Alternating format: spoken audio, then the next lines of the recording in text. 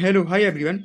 आपके अपने YouTube channel संतोष education video में आपका स्वागत है। तो दोस्तों, आज की इस वीडियो का हमारा टॉपिक रहेगा BSc third year organic farming vocational subject से यूनिट फर्स्ट का क्वेश्चन है, जैविक कृषि किन कारणों से की जाती है। तो अगर आपने यूट्यूब चैनल को सब्सक्राइब नहीं किया है तो सब्सक्राइब कीजिए, साथ ही बेल आइकन को प्रेस कीजिए जिससे वीडियो का नोटिफिकेशन आपको सबसे पहले प्राप्त हो सके। और अगर आपको यह वीडियो पसंद आए तो इसको लाइक जरूर करिए और अपने दोस्तों के साथ ज़्यादा से ज़्यादा शेयर करिए जिससे उनकी भी मदद हो सके। चलिए वीडियो को स्टार्ट करते हैं। तो देखिए, जैविक खेती किस कारण की जाती है। तो देखिए, फर्स्ट है इसमें मृदा के स्वस्थ बचाव को बनाए रखने के लिए या बनाने के लिए या बचाने के लिए। देखिए, मृदा या मिट्टी यानी वो जगह जहाँ पर फसलें तैयार हुआ करती हैं, जहाँ रासायनिक खाद और कीटनाशकों का जन्म नहीं हुआ था, तो किसान गोबर सहित तमाम तरह की कूड़े कचड़े से कंपोस्ट खाद का इस्तेमाल किया करते थे या करता था, जिससे मिट्टी की उर्वरता में इजाफा होता था। लेकिन अब तमाम तरह की रासायनिक उर्वरक और कीटनाशक बाजार में आ गए हैं। किसान उसका उपयोग करते हैं जिससे किसान की फसल तो बढ़ती है या बढ़ जाती है, लेकिन धीरे धीरे मिट्टी की उर्वरकता होती है फ्रेंड्स वह घटने के कारण किसान पूरी तरह से जैविक खाद और रासायनिक उर्वरकों पर पूरी तरह से चला जा रहा है, जो कि एक बहुत बड़ा संकेत है। अब देखिए, सेकंड है इसका कारण, इसको हम देख लेते हैं। देखिए, पोषक तत्वों को बचाए रखने के लिए जैसे जैसे रासायनिक उर्वरकों की मात्रा बढ़ती गई, वैसे वैसे उत्पन्न होने वाले खाद्यान्नों और सब्जियों में पोषकता घटती चली गई।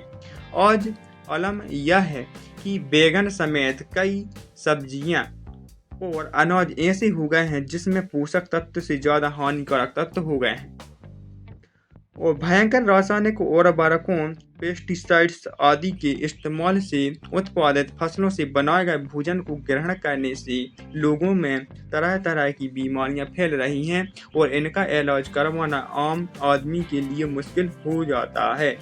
अब देखिए, तीसरा इसका कारण क्या है। कृषि की लागत कम होने के कारण परंपरागत कृषि में तमाम तरह के रासायनिक तत्वों तथा कीटनाशकों के प्रयोग किए जाते हैं।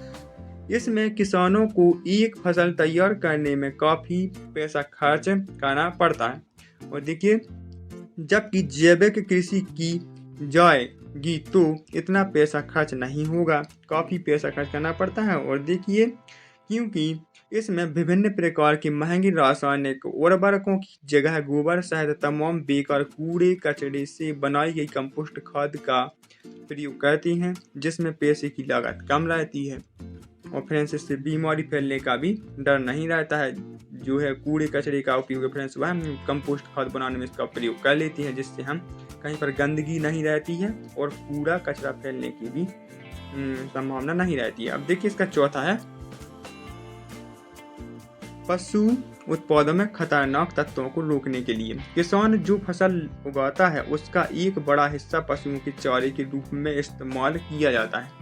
जब पशु उन चारों को खाते हैं तो उनके अंदर कई अलग अलग किस्म के खतरनाक तत्व जन्म ले लेते हैं। फिर उन्हीं पशुओं से प्राप्त दूध, मांस और अंडे आदि को मनुष्य खाते हैं। इन्हीं दूधों और अंडों के जरिए ये तत्व आदमी के शरीर में प्रवेश करते हैं और तमाम तरह की बीमारियों का कारण बनते हैं। और अमेरिका में प्रकाशित एक शोध में दावा किया गया था कि मनुष्य के शरीर में पहुंचने वाले 90% से ज्यादा रासायनिक तत्व दूध और मांस के जरिए ही आते हैं।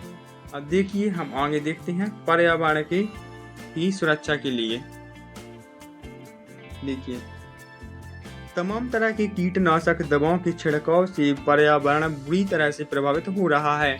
दावा किया जाता है कि जब किसान कीटनाशकों का छिड़काव करते हैं तो 90% से ज़्यादा भाग हवा में मिल जाता है।